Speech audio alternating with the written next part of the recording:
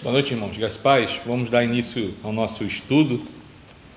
A gente tem falado que estamos chegando ao final, desse estudo, e tem sido bênção na vida nossa, na vida da igreja. E a gente vai ficando triste, Então, um livro que no início a gente achava que os irmãos teriam medo, e chega agora no final, a gente vê que passou tão rápido, Estudo de número 11, e a gente fica com o coração triste, porque é um livro muito interessante de se estudar, mas Deus tem preparado mais outros estudos aí para podermos crescer juntos, E o que importa é a gente se abrir para o Senhor ensinar.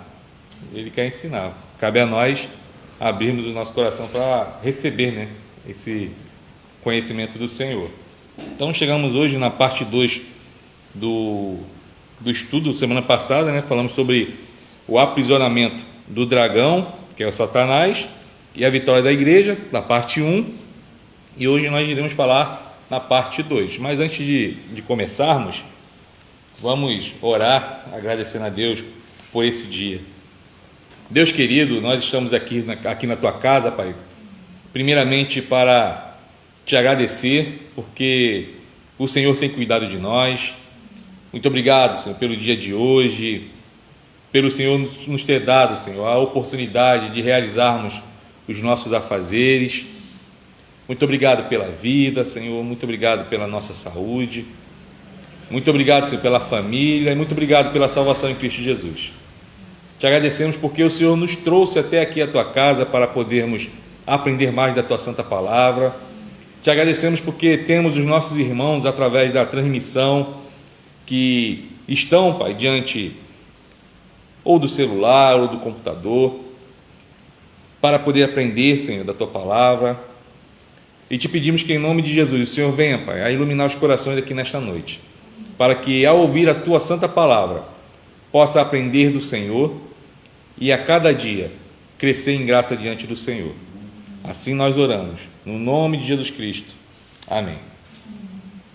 Então vamos abrir hoje na capítulo 21 de Apocalipse.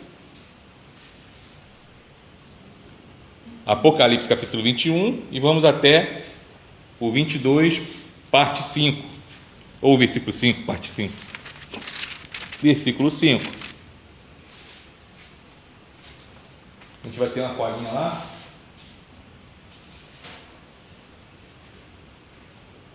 Já está frio. Ela coloca ali congelamento, o pessoal vai sair correndo.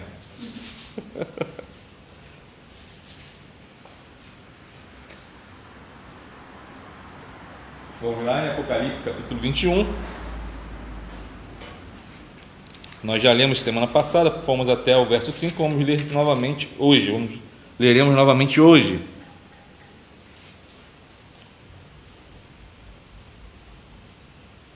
Todos acharam? Amém. Eu vou ler, vou pedir apenas aos irmãos que acompanhem.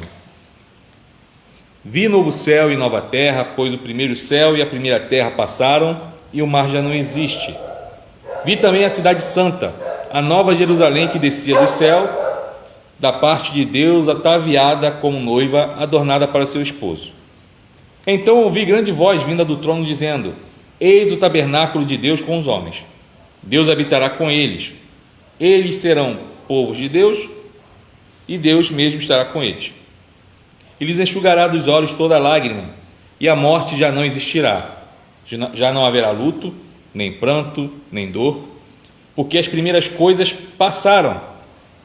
E aquele que está sentado no trono disse: Eis que faço novas todas as coisas. E acrescentou: Escreve, porque estas palavras são fiéis e verdadeiras. Disse-me ainda: Tudo está feito. Eu sou o Alfa e o Ômega, o princípio e o fim. Eu, a quem tem sede, darei de graça da fonte da água da vida. O vencedor herdará estas coisas, e eu lhe serei Deus, e ele me será filho. Quanto, porém, aos covardes, aos incrédulos, aos abomináveis, aos assassinos, aos impuros, aos feiticeiros, aos idólatras e a todos os mentirosos A parte que lhes cabe será do lago que arde com fogo e enxofre, a saber, a segunda morte. Então veio um dos 7 anjos que tem as 7 taças cheias dos últimos 7 flagelos, e falou comigo dizendo: Vem, mostrar-te-ei a noiva, a esposa do Cordeiro. E me transportou em espírito até uma grande e elevada montanha, e me mostrou a santa cidade, Jerusalém, que descia do céu, da parte de Deus, a qual tem a glória de Deus. O seu fulgor era semelhante a uma pedra preciosíssima, como pedra de jaspe cristalina. Tinha grande e alta muralha, 12 portas, e junto às portas 12 anjos, e sobre elas nomes inscritos, que são os nomes das 12 tribos dos filhos de Israel. 3 portas se achavam a leste, 3 ao norte, 3 ao sul e 3 a oeste. A muralha da cidade tinha 12 fundamentos. Estavam sobre estes os 12 nomes dos 12 apóstolos do Cordeiro. Aquele que falava comigo tinha por medida uma vara de ouro para medir a cidade, as suas portas e a sua muralha. A cidade é quadrangular, de comprimento e largura iguais, e mediu a cidade com a vara até 12.000 estádios. O seu comprimento, largura e altura são iguais. Mediu também a sua muralha, 144 côvados, medida de homem, isto é, de anjo. A estrutura da muralha é de jaspe, também a cidade é de ouro puro, semelhante a vidro límpido. Os fundamentos da muralha da cidade estão adornados de toda espécie de pedras preciosas. O primeiro fundamento é de jaspe, o segundo de safira, o terceiro de calcedônia, o quarto de esmeralda, o quinto de sardônio, o sexto de sárdio, o sétimo de crisólito, o oitavo de berilo, o nono de topázio, o 10º de crisópraso, ou um 10º de jacinto e o 12º de ametista. As 12 portas são 12 pérolas, e cada uma dessas portas de uma só pérola. A praça da cidade é de ouro puro, como vidro transparente. Nela não vi santuário, porque o seu santuário é o Senhor, o Deus Todo-Poderoso e o Cordeiro. A cidade não precisa nem de sol, nem da lua, para lhe darem claridade, pois a glória de Deus a iluminou, e o Cordeiro é a sua lâmpada. As nações andarão mediante a sua luz, e os reis da terra lhe trazem a sua glória. As suas portas nunca jamais se fecharão de dia, porque nela não haverá noite. E lhe trarão a glória e a honra das nações. Nela nunca jamais penetrará coisa alguma contaminada, nem o que pratica abominação e mentira, mas somente os inscritos no livro da vida do Cordeiro. 22. Então me mostrou o rio da água da vida, brilhante como cristal, que sai do trono de Deus e do Cordeiro.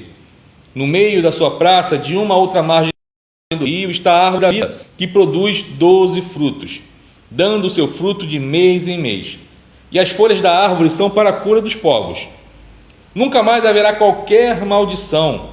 Nela estará o trono de Deus e do Cordeiro. Os seus servos o servirão.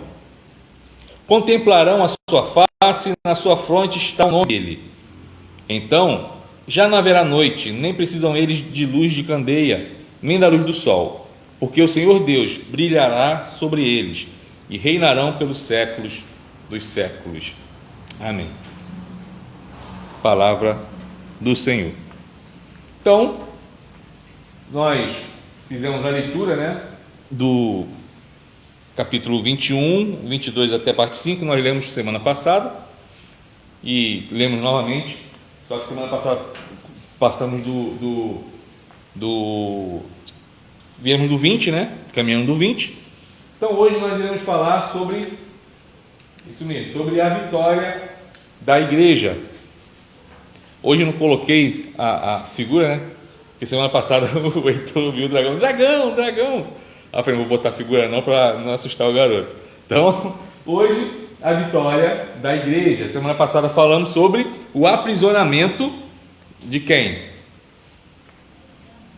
De quem? Quem foi aprisionado semana passada?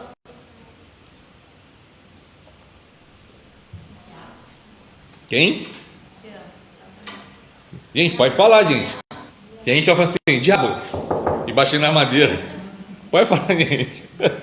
Aprisionamento do diabo, do dragão, tá? Ele foi aprisionado no capítulo passado, na semana passada, no capítulo 20, e chegamos agora no capítulo 21, e a gente começa a ver a vitória da igreja,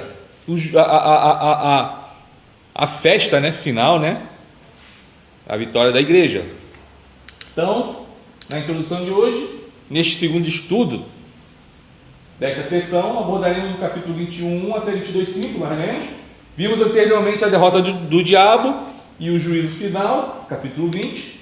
Agora veremos do povo de Deus em sua presença na eternidade, gozando da recompensa da fidelidade a Ele.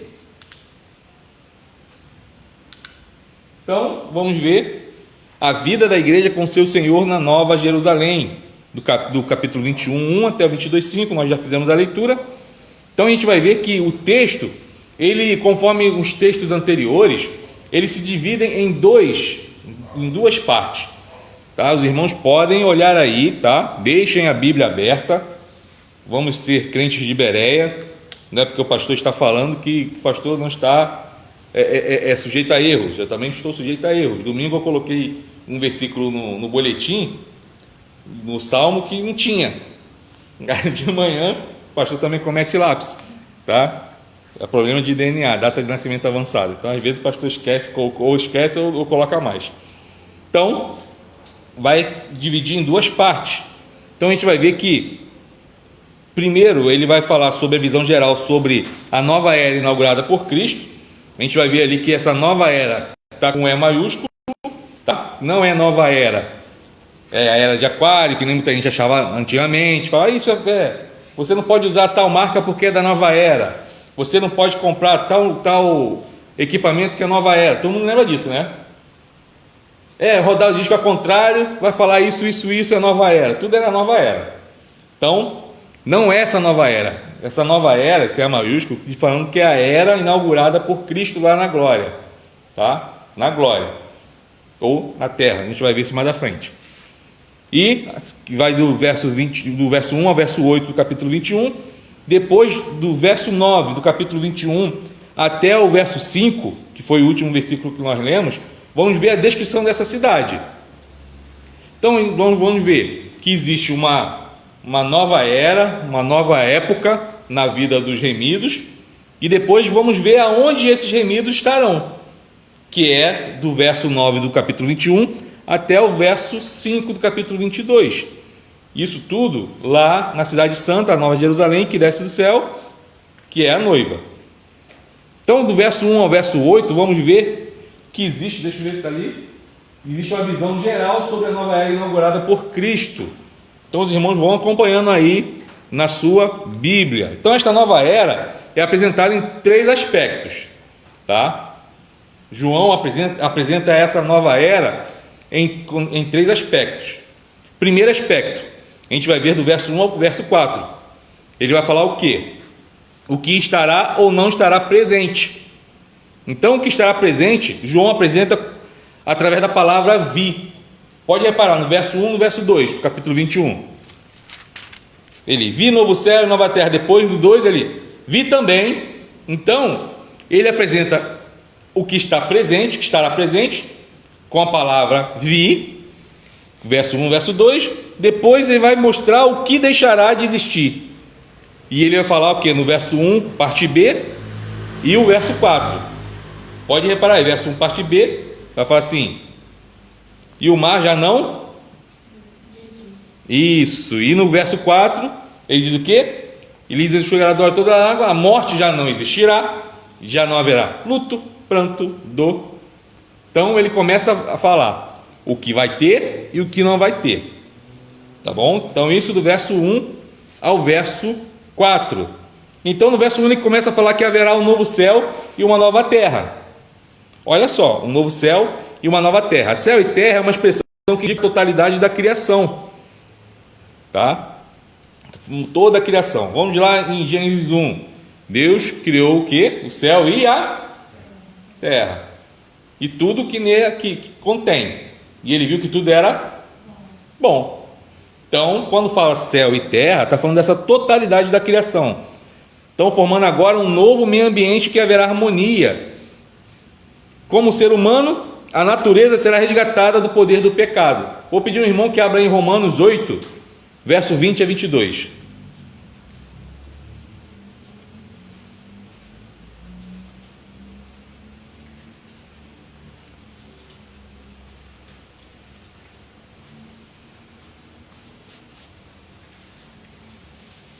Quem achar pode ler, tá? Precisa brigar não, gente.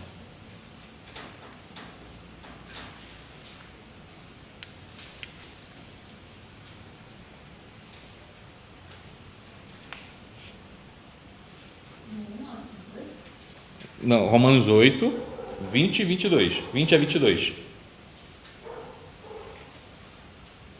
Pois a criação está sujeita à vaidade, não voluntariamente, mas por causa daquele que a sujeitou, na esperança de que a própria criação será redimida do cativeiro da corrupção, para a liberdade da glória dos filhos de Deus. Porque sabemos que toda a criação, a um só tempo, geme e suporta angústias até agora. Isso. Ó, que Paulo fala lá em Romanos. Romanos é a epístola teológica de Paulo. Então ele está falando sobre isso, que a criação, ela está esperando esse momento de ser redimida. Por quê? O homem peca, Deus cria tudo perfeito, tudo bem, tudo bom. O homem peca. A partir desse momento, tudo torna-se corrompido. O homem sai e toda a criação torna-se corrompida pelo pecado. A corrupção no pecado, através do pecado. E a criação espera esse momento. Então, o local em que os remidos, morará, não será um lugar desconhecido, mas será algo transformado, modificado.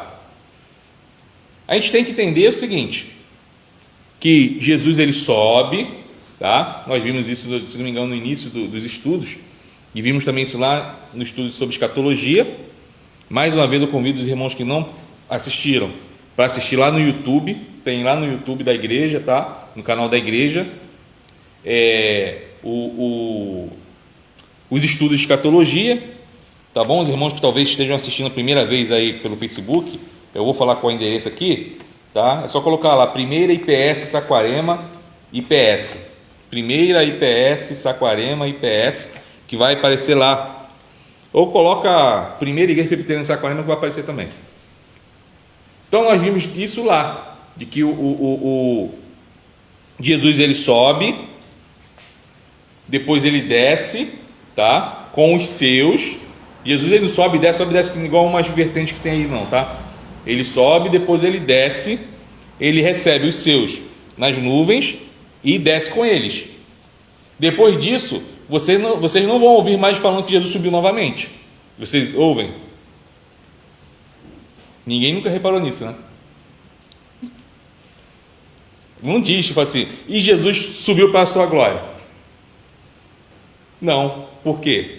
Porque aqui a terra será transformada. Então, aqueles que pertencem ao Senhor estará onde? Numa terra totalmente transformada. Pastor, mas será que se essa terra vai ser transformada, então quer dizer que vai ter essas construções? Não sei, irmãos. Isso aí também não me interessa. Só quero saber o seguinte: eu estarei lá com o Senhor. É isso que a gente tem que saber, tá? Vamos estar lá com o Senhor. Agora, se vai ser essa casa, se não vai ser essa casa, eu não quero saber daí. Para mim não importa, tá bom? Então, uma terra totalmente transformada. Então haverá um novo céu, nova terra, que não é um lugar desconhecido. Então todas as coisas belas da criação que hoje são afetadas pelo pecado estarão redimidas e com toda a sua beleza e esplendor, e desfrutaremos delas como Adão e Eva no princípio. Tudo que era perfeito, belo, completo lá no início, antes da corrupção pelo pecado, tornará a ser, porque Jesus ele torna tudo novo. Então vimos isso logo no início, do verso 1. Vamos ver também no verso 1 que não haverá mais mar, tá? Fala assim, mas pastor, então se haverá uma terra renovada, não vai ter mais mar? E agora? A gente que mora em Saquarema, aqui pertinho da praia, quer dizer que não vai ter mais mar? Então vamos entender a questão do mar. Lembram que Apocalipse é um livro simbólico, é um livro que traz simbologia. Então vamos ver que mar é esse. Um mar, tá? Toda vez que a palavra de Deus diz mar, é sinônimo de caos de oposição a Deus. Então essas águas aqui no Apocalipse representam o que? Os povos que estão sob domínio de Roma, tá? Então por isso a besta, que é o Império Romano, é vista emergindo da onde? Do mar, indicando com isso que ela é colocada em evidência como líder dos povos. Então o mar, tá? São os povos da terra que são opostos a Deus. A besta surge do meio deles, mostrando que ele domina esses povos, tá? Então o mar representa isso. Então diante disso devemos ver a não existência do mar não como a negação da sua realidade física, que é o mar, a água, tá? Então o texto não quer dizer que os mares que existem na terra deixarão de existir na nova criação. Só lembrando uma coisa, tá? Isso daqui não é teoria do testemunho de Jeová não, tá bom? De falar assim, que chega na porta assim, você não vai para o céu, você vai ficar na terra. É isso não, é eles que tiram daqui para embasar algo que eles distorcem, tá? Que é distorcido, tá bom? Mas o mar existirá. Então, como o resto da obra de Deus, serão redimidos e existirão para o gozo e benefício dos salvos em Cristo. Mas aqui João está usando o que? O simbolismo do mar. Então está falando o que? Vi novo céu e nova terra. Por quê? Primeiro céu, a primeira terra já passaram. Significa o quê?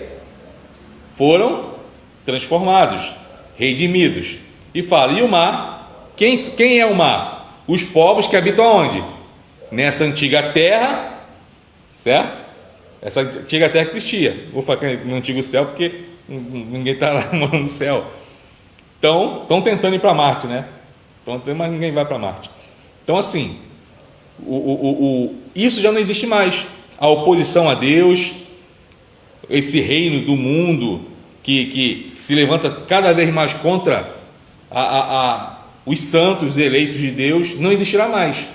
Então João está falando isso, vi o novo céu e a nova terra, essa terra transformada, porque tudo aquilo que era contra Deus e era corrompido pelo pecado não tem mais. Isso está no verso 1. Vamos um pouquinho mais à frente,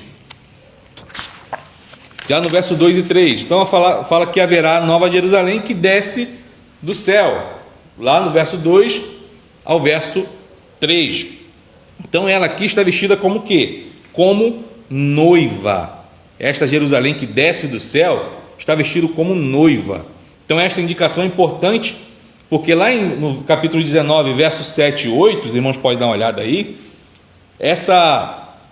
esse adjetivo, né, esse nome noiva, é dado para a igreja, que ela se apresenta como uma noiva. E aqui no 22:17, aqui ele diz o quê? 22:17, vamos lá, só pular um pouquinho aí para frente. Diz assim, ó, o Espírito e a noiva dizem, vem. O Espírito e a noiva dizem, vem. Mas vem para quem? Para o seu noivo, que é Jesus Cristo. Então podemos inferir, portanto, que a nova Jerusalém, vista como noiva, é uma figura que se refere à igreja, a noiva do Cordeiro. Então nós somos quem? Essa noiva, a noiva do Cordeiro, a igreja de Cristo. Então a gente vai ver que existe essa nova Jerusalém que vem adornada. E essa nova Jerusalém não é que nem eu via um quadro quando eu era pequeno, de que essa nova Jerusalém é a Jerusalém mesmo, só que totalmente diferente. Não, nós fazemos parte da nova Jerusalém, certo? Certo? Amém.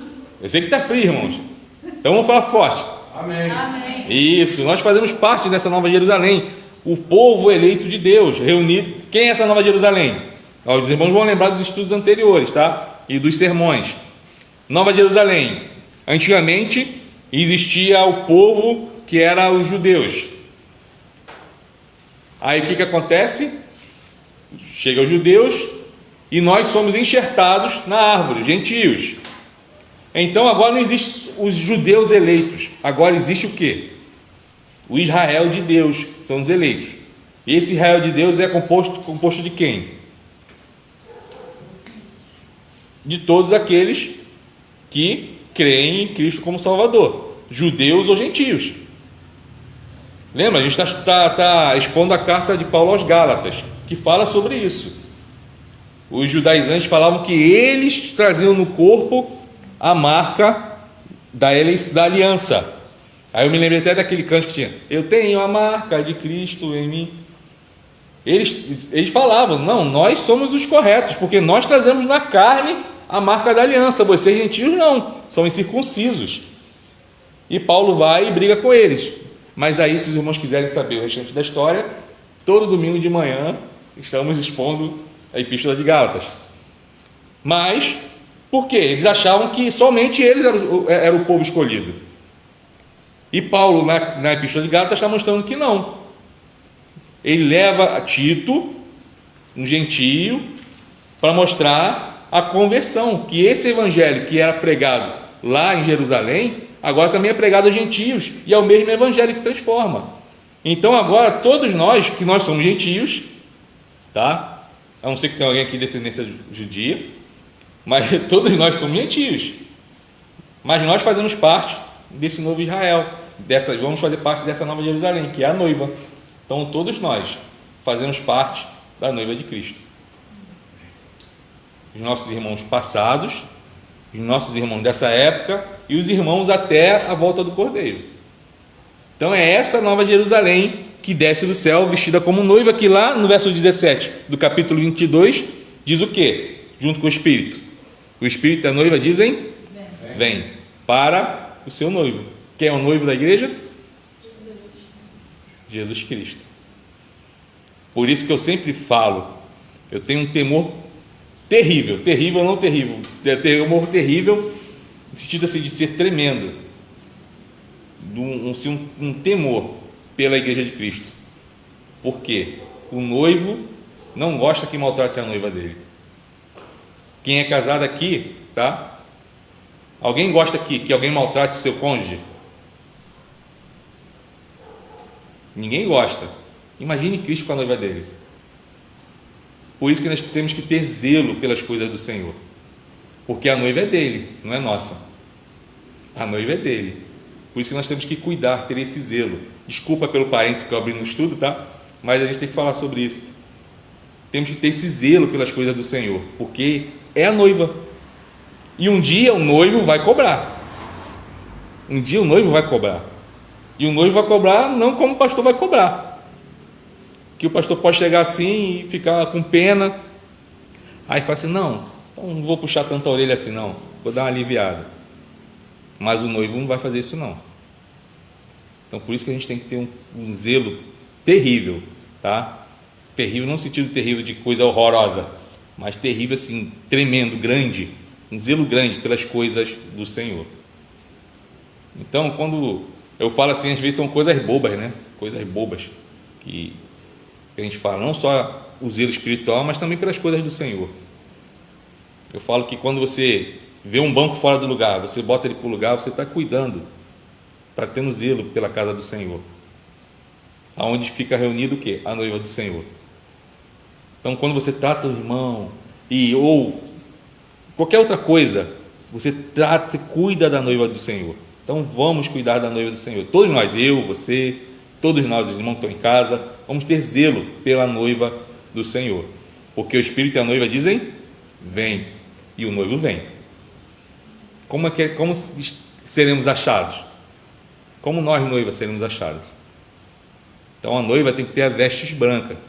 Então as nossas vestes têm que estar brancas. Então vimos que haverá essa nova Jerusalém, que é a noiva. Depois vamos ver no verso 4 que não haverá mais sofrimento. Glória a Deus por isso, que ninguém consegue conviver mais com sofrimento nessa terra, né? Não haverá mais sofrimento.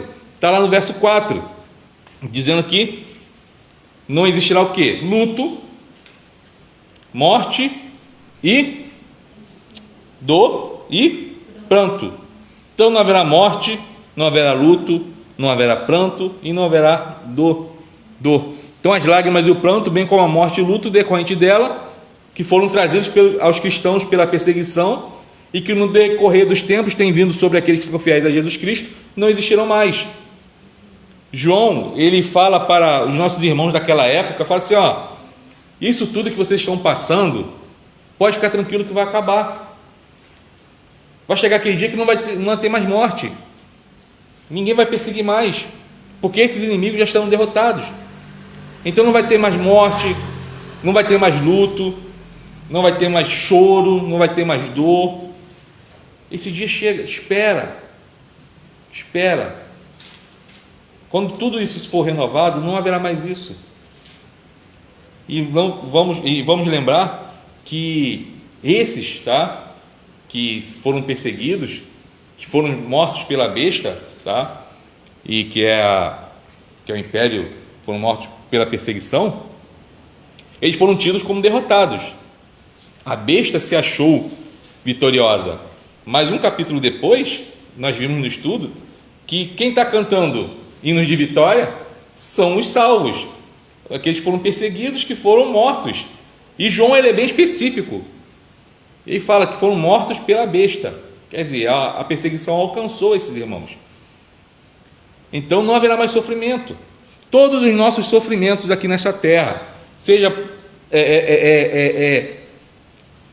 através da perseguição, seja através de qualquer coisa que nos traga sofrimento, um dia acabará. Um dia acabará. Um dia não teremos mais luto, pranto. Ano passado foi o pior, assim, de 45 anos, foi, acho que o pior ano da minha vida, de toda a minha vida. E ainda tem sido ainda difícil, né? Tantas pessoas ainda morrendo. A gente vê em alguns grupos ali, grupos de pastores, colegas de ministério sendo levados pelo Senhor por causa da doença. Então, um momento de pranto, um momento de luto, um momento de morte, um momento de dor. Mas vai chegar um dia que isso não vai ter mais. Não vai ter mais esse dia. Porque o Senhor vai fazer nova todas as coisas. E estaremos com Ele. Estaremos imunes. E nós vimos no capítulo 21 falando sobre isso. Que lá não vai entrar nada abominável. Então essa cidade será uma cidade perfeita, porque é Cristo que estará nela. Depois nós vimos, tá, que tem essa parte aí do parte A, né, que é o que estará presente e que não estará presente. A parte B, que é do verso 5 ao verso 6, fala sobre o responsável pelo surgimento da nova criação. Então, se vimos do verso 1 ao verso 4 que haverá uma nova criação e o que não haverá nela, vamos ver agora quem é o responsável por esse surgimento dessa nova criação. Então vamos ver que depois de descrever como será esse novo mundo onde os salvos em Cristo habitarão, João apresenta agora o responsável por tudo isso, e é o que está sentado no trono. Vamos ver lá a partir do verso 5: e aquele que está sentado no trono disse: eis que faço novas todas as coisas. Então, no Apocalipse, sempre quem está sentado no trono é Deus. Sempre quem está sentado no trono é Deus. Então, ele diz que ele é o alfa e o ômega, o princípio e o fim. Isso quer dizer que tudo que aconteceu, tem acontecido e acontecerá desde o começo até o fim, está sob as mãos poderosas de Deus. Deus nunca deixou passar nada desapercebido. Deus nunca foi pego de surpresa, desde o início da criação até aquele último e grande dia. Tudo está no controle de Deus. Ele é o alfa e o ômega, o princípio e o fim. Ele tem o controle de tudo entre esses dois períodos, do princípio e o fim. Então, os sofrimentos que os irmãos passaram através da perseguição do Império Romano, os sofrimentos que nós passamos na nossa vida atual, tudo isso está sob as mãos poderosas e soberanas de Deus. Tudo, pastor. Aí uma vez eu fiz uma pergunta, não sei se foi para Alice, se foi para o Daniel, não estou lembrado. Aí eu perguntei: o que é tudo? Tudo. Tudo é tudo. Então tudo está sob as mãos poderosas de Deus, porque Ele é o alfa e o ômega, e o princípio e o fim. Aleluia por isso. Então, na realidade, tudo que está descrito no Apocalipse, mesmo quando traz sofrimento e às vezes falta de compreensão aos cristãos, faz parte do livro que está nas mãos de Jesus Cristo.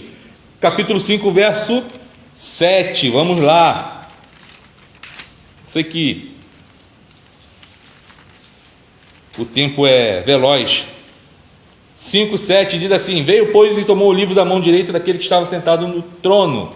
Então, esse livro é o livro que está escrito nas mãos de Jesus Cristo e que foi aberto por ele em sua exaltação, quando ele é assunto aos céus. O seu conteúdo revela o domínio de Deus sobre a história. É por isso que o final do livro apresenta a vitória final da igreja. Ela é cuidada e dirigida por Deus até o final. Ela é cuidada e dirigida por Deus até o final. Então Deus é o responsável pelo surgimento dessa nova criação. E agora, a partir do verso 7 ao verso 8 do capítulo 21, vamos ver quem participa e quem não participará dessa época. Quem participa e quem não participa dessa época, dessa nova era. Então, verso 7 ao verso 8 diz: o vencedor herdará estas coisas, e eu lhe serei Deus, e ele me será filho. Quanto, porém, aos covardes, incrédulos, abomináveis, assassinos, impuros, aos feiticeiros, aos idólatras e a todos os mentirosos, a parte que lhes cabe será no lago que arde com fogo e enxofre, a saber, a segunda morte, onde estará também o diabo e seus anjos. Então, os que gozarão da comunhão eterna com Deus são descritos como, lá o início do verso 7, como eles são descritos? Aqueles que gozarão da comunhão perfeita e eterna com Deus? Não, o início do verso 7.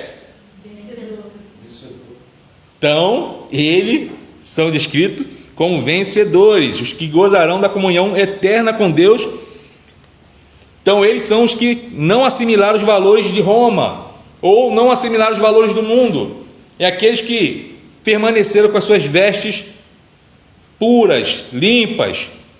Então, que quando necessário, eles pagaram também o preço da fidelidade com a própria vida, conforme nós vimos com a questão da perseguição. E os que não participam são descritos no verso 8. É uma descrição genérica que inclui todos os homens que tiveram esse tipo de comportamento. Porém, é importante observar que alguns cristãos podem até estar presentes nessa lista.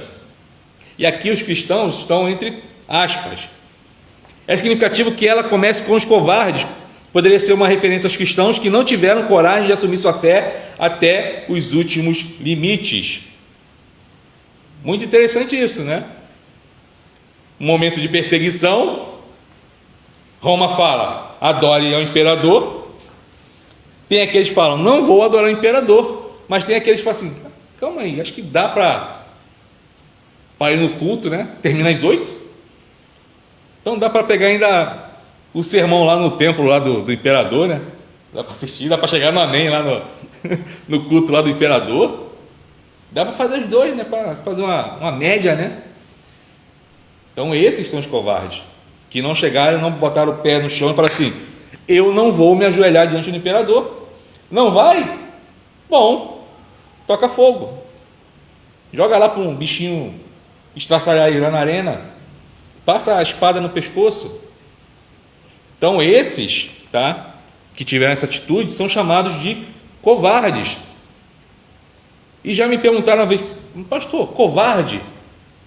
Você fala assim, covarde, quem é covarde? Covarde é aquele que não vai pregar. Já ouvi isso. Vamos fazer evangelismo? Mas eu não consigo falar. É covarde, esse daí não vai entrar. Está lá em Apocalipse que não vai entrar. Não é esse tipo de covardia, irmãos. Existem pessoas que têm esse bloqueio. Não conseguem chegar para falar um bom dia para uma pessoa fora. Não conseguem. É da pessoa. Isso não é pecado, é da pessoa. Tá? Tem aquelas pessoas que falam pelo cotovelo, tá? Tem aquelas pessoas que são mais retraídas. Isso é da personalidade. Não é covardia. Covardia, tá? É você chegar, alguém perguntar, você é crente, você é cristão? E você chegar assim e falar assim, se eu falar que eu sou, eu vou virar chacota. Se eu falar que eu sou, eu não vou receber meu aumento no trabalho. Se eu falar que eu sou, e começa a colocar um montão de... Esse é o covarde. Naquele que fala assim, independente das consequências. Independente. Eu sou cristão, lavado e remido no sangue do Cordeiro. Esse é o quê? É o que tem intrepidez. Mas aqueles que negam, esses são os covardes. Então esses não entrarão no reino dos céus. Então os incrédulos, tá? Que é o 2, podem também indicar não apenas os que não creem em Deus, mas também aqueles que não creram nas palavras de João, o escritor do livro, achando muito radical em sua postura. Que acho que João, depois de, a história fala, né, que ele foi para a ilha de Patmos preso, depois que jogaram óleo quente para tentar matar João. Como ele não morreu, eu falei assim, coloca ele lá na ilha lá, que era uma ilha carcerária. Coloca ele lá. Então os irmãos devem estar falando, tadinho, o óleo deve ter afetado o cérebro dele. Não é isso tudo que ele está falando, não. Ele está pegando, entendeu? Ele é muito radical. É aqueles que, quando o pastor fala assim, ó, irmãos, não pequem, fuja do pecado. Ó, atitude assim, atitude assado, atitude A, B, C, isso é pecado. O pastor está sendo muito radical. Não é isso, não. Não é isso, não. Aí rapidinho a pessoa aprende a fazer hermenêutica, exegese da Bíblia. Fala assim, o que está aqui no texto não é isso. Não é isso que está aqui. Esses são os incrédulos, que quando a palavra de Deus diz algo que é para não fazer, e as pessoas dão um jeitinho e falam assim, não é isso não, hein? O pastor está pegando pesado.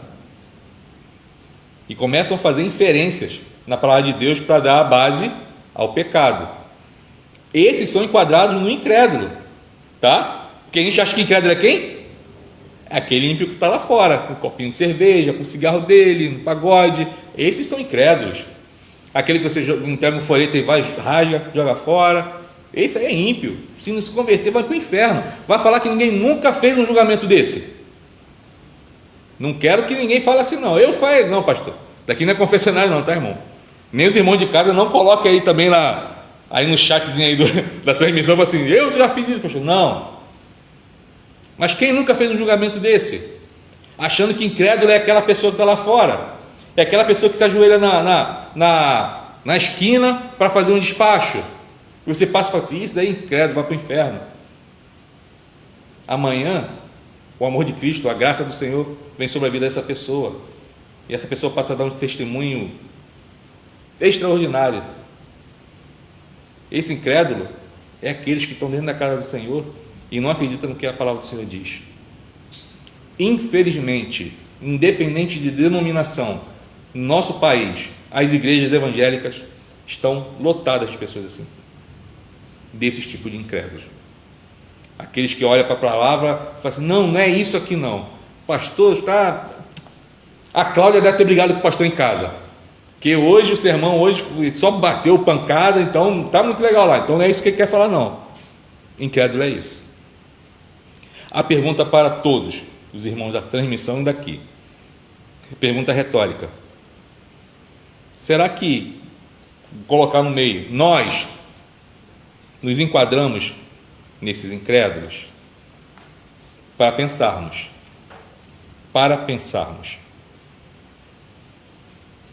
então, aí vamos ver, tá? E fala os abomináveis, assassinos, aos impuros, aos feiticeiros, então, daí vai. Nós já falamos sobre a questão da idolatria, né? Que fala sobre idolatria, os mentirosos, tá? Mentirosos aqui é mentirosos mesmo. Mentirosos aqui não é outra coisa não, é mentirosos mesmo, tá? O que é mentira? Mentira é mentira. Mentira não é verdade. Ponto. Então, quando a gente fala, mentirinha, não, mas essa mentirinha aqui, entendeu? Deus perdoa porque a mentirinha é gospel. Não, mentira é mentira. E quem é o pai da mentira?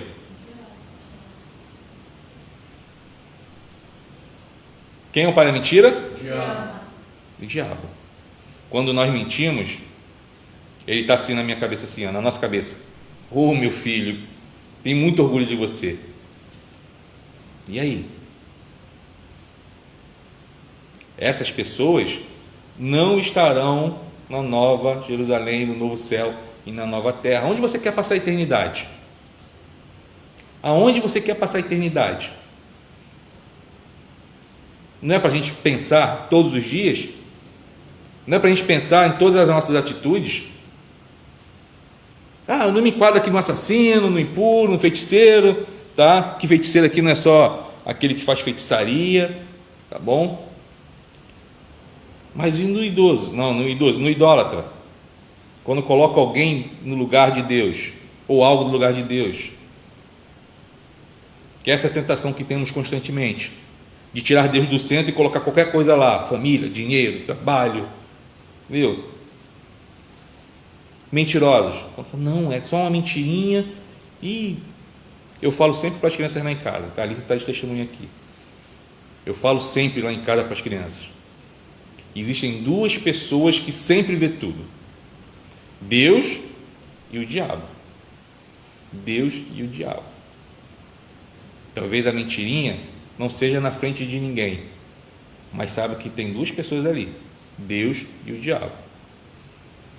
Então a gente tem que ter uma vida santa. Santidade é buscar a perfeição em Cristo Jesus, sabendo que não seremos nunca perfeitos aqui nessa terra, mas sempre buscar a perfeição, ser santo. Cada dia tirar um carrapicho desse: Senhor, sou muito mentiroso. Cada dia vai bater a vontade de falar uma não verdade, e você chegar assim e falar assim: não vou falar, porque eu sou lavado e remido do sangue do Cordeiro. E a palavra de Deus diz que as pessoas que têm esse tipo de comportamento não herdarão o céu. Pronto. É uma luta diária. Então, verso 21, a partir do verso 9 até o verso 5 do capítulo 22, vamos ver agora a descrição da Nova Jerusalém. Tá bom? Então a gente vai ver que esses versículos vão apresentar o tema, né, da Nova Jerusalém, que vai começar a partir do 12. Então devemos lembrar que Nova Jerusalém é uma figura para a igreja. Vou colocar aqui minhas folhas para não perder depois.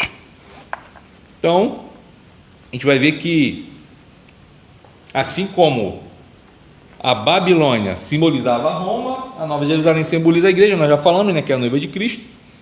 Existe esse simbolismo no Apocalipse, né? Dragão é Satanás. A gente vai ver que Jesus é retratado como aquele que tem os olhos como chama de fogo. Então existe esse simbolismo, tá? Então vamos ver que no verso 12, começa do verso 9 até o verso 11, falando sobre ela, tá? Sobre que o anjo, mas a gente vai pegar do verso 12. E essa Nova Jerusalém, ela é uma cidade que é protegida. Por que ela é protegida? Vamos ver aqui, ó, no verso 12. É uma cidade que tem uma muralha alta. Então, na antiguidade, era inconcebível uma cidade que não estivesse protegida contra seus inimigos através de uma muralha intransponível. Todo mundo lembra do: vem com Josué lutar em Jericó e as muralhas ruirão. Por quê? Era uma muralha alta, intransponível. Então as cidades fortificadas eram assim, cidades fortes que tinham os muros altos. Então essa ideia é usada aqui para dar certeza aos que estarão na presença do Pai de que nenhum mal os ameaçará. O tempo das ameaças e perigo já terminaram. Não está falando que a cidade vai ter, porque lá de fora vai ter mal, porque lá de fora não vai ter mal, tá? Lembra do simbolismo que nós falamos? Então os irmãos falam assim: mas pastor, o senhor falou que Deus vai ter o lago de fogo e enxofre. Como que tem um muro alto para não entrar nada, nenhum inimigo? Ó, entenderam?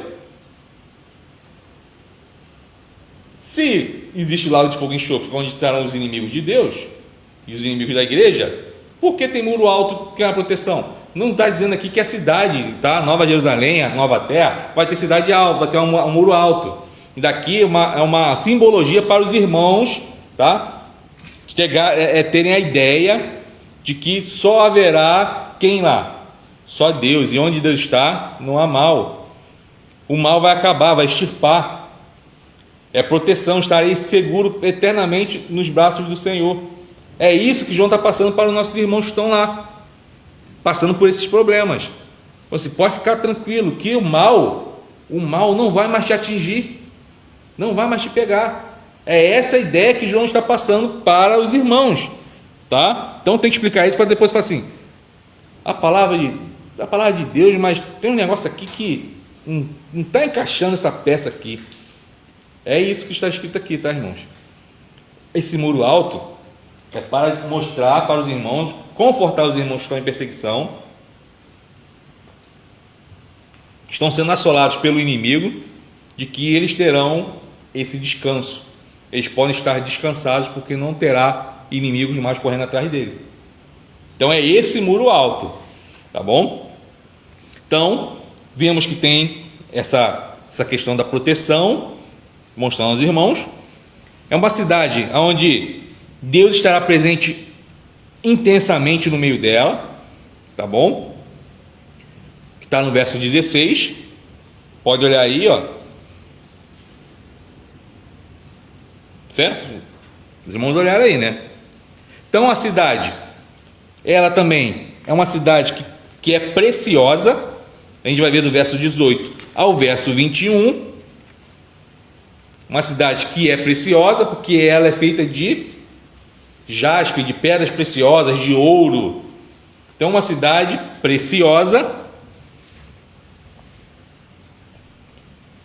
Depois vamos ver que dentro dela haverá vida abundante. Isso, antes disso, a presença dele será constante na cidade. Aí do 22 e 23, deixa eu pular daqui que ficou juntinho, esqueci de dar um espaço aqui na apostila, irmão, perdoem. Então, Deus será pleno nela. Então, vamos ver do verso 22 ao verso 23. Aí sim, do capítulo 22, do 1 ao 2, vamos ver que nessa cidade haverá vida abundante, tá? Então me mostrou o rio da água da vida, brilhante como um cristal que sai do trono de Deus e do Cordeiro. No meio da sua praça, de uma a outra margem do rio, está a árvore da vida, que produz 12 frutos, dando seu fruto de mês em mês, e as folhas da árvore são para a cura dos povos. Então, uma cidade onde haverá vida abundante. Então, existirá a água da vida e existirá também a árvore da vida. Então, está aqui, ó. Se essas imagens são literais ou não, não se sabe. O importante é o sentido delas. Mostram que a vida não será inerente ao homem, mas será dada por Deus. Então, não é o homem que vai dar a vida, mas Deus. Então a gente vai ver novamente aquela ideia da nova criação, a criação que vem de Deus, a partir de Deus, onde tudo é perfeito. Então agora podemos gozar de toda a criação de Deus, passeando por tudo que Deus fez, tá?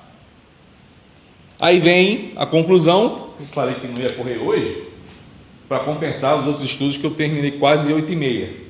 Então, concluindo, depois de tanta luta e sofrimento descrito no Apocalipse, João traz uma imagem da nova era, tá? Eu falei que é a nova era para não achar que é a nova era de Aquário. Nada a ver isso, não. Um novo mundo que, por sua beleza, torna-se difícil de descrever, tá bom? Os santos fiéis a Cristo, que já morreram, fizeram por merecê-la.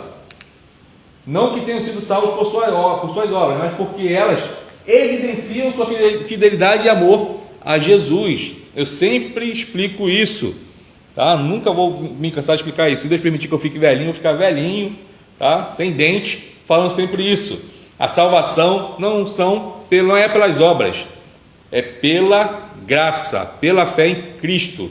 Mas aquele que é salvo em Cristo, é salvo pela graça, as obras evidenciam quem ele é. Ponto.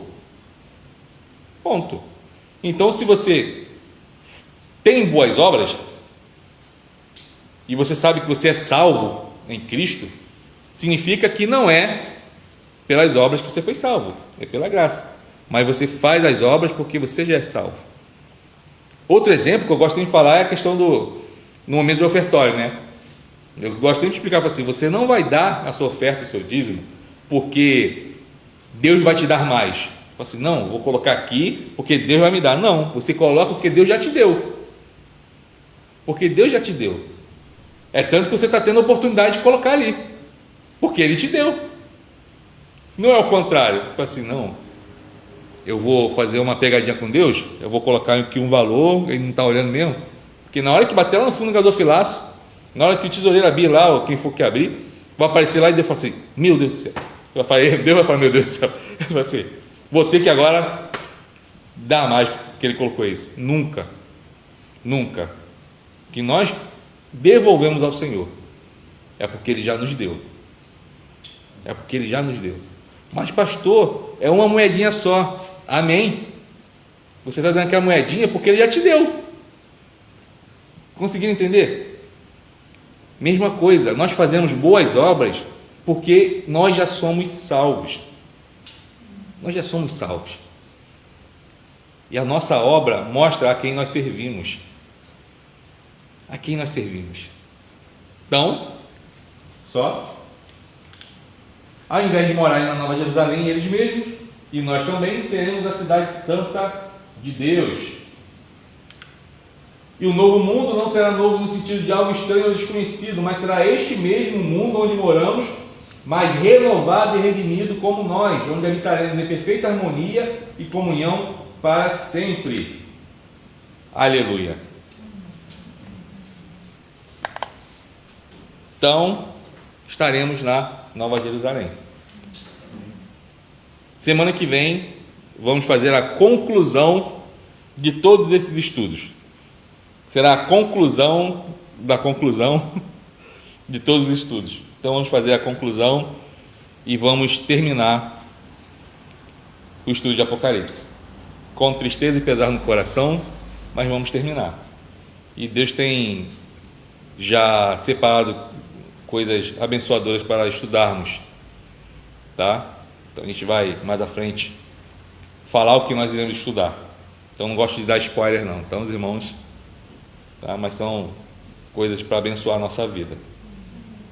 Então os irmãos em casa leiam o Apocalipse do verso 6 até o verso 21 do capítulo 22, para fechar, tá bom? E quinta-feira que vem nós estaremos aqui novamente para poder falar desse livro tão importante na vida da igreja, que muitos deixam de ler, porque tem medo, porque acha que vai surgir um monstro do meio do mar, o mar está batendo demais aqui na região, né, por causa da virada de tempo, aí o pessoal deve achar que vai passar ali na beira da praia, vai surgir um monstro do meio do mar, é o Apocalipse, e não é.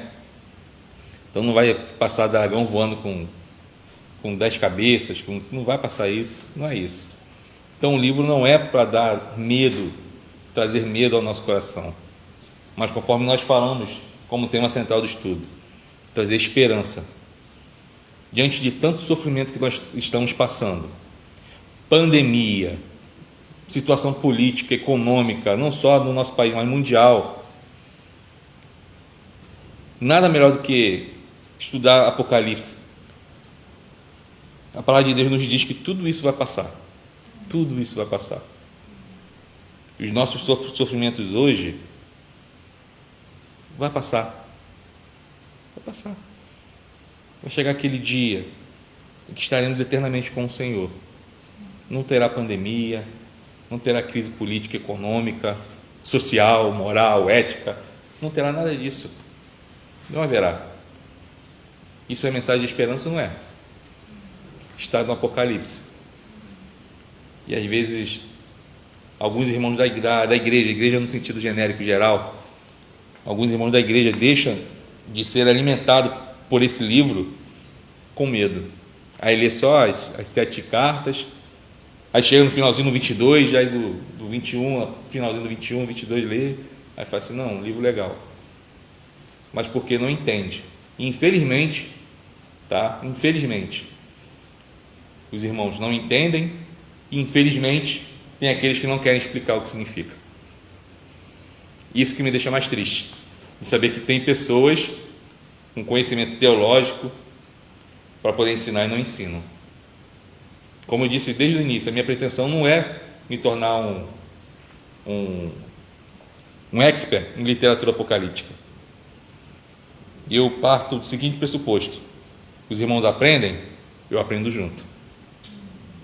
vocês crescem, eu cresço junto. Então, se crescemos todos juntos. E infelizmente tem pessoas que não pensam assim. Então, embrulha qualquer coisa, manda, os irmãos leem, não entendem e fica com medo. Então, todos nós perdemos o medo do Apocalipse.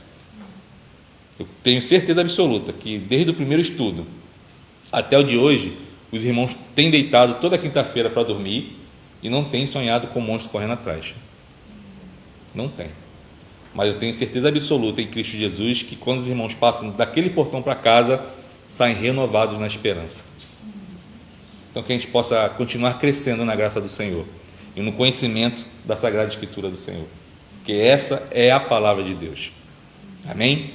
Que Deus abençoe a sua vida, que o Senhor te dê um restante de quinta-feira fria, mas abençoada, tá bom? Domingo nós temos de manhã o nosso culto, tá? De 9 às 10, temos a ceia do Senhor, primeiro domingo, tá? Ceia do Senhor na parte da manhã, e à noite temos o nosso culto de adoração.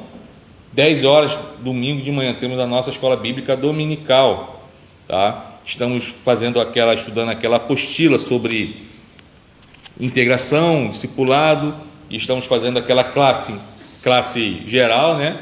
Aqueles irmãos que já conhecem a história da igreja, a teologia da igreja, vão relembrar, e aqueles que não conhecem ainda vão passar a conhecer.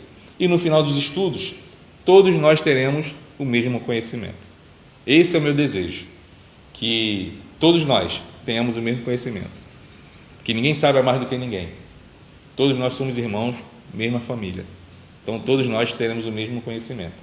Agora, cabe a cada um querer conhecer. O professor vai ensinar 1 mais 1 são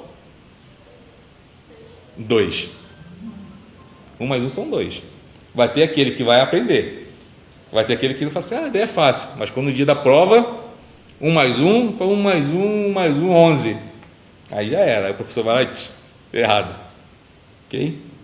Vamos ficar de pé.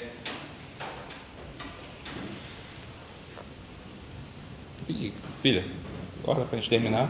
Depois vou estar impetrando a bênção do Senhor. Senhor, nós te agradecemos, Pai, por esse dia.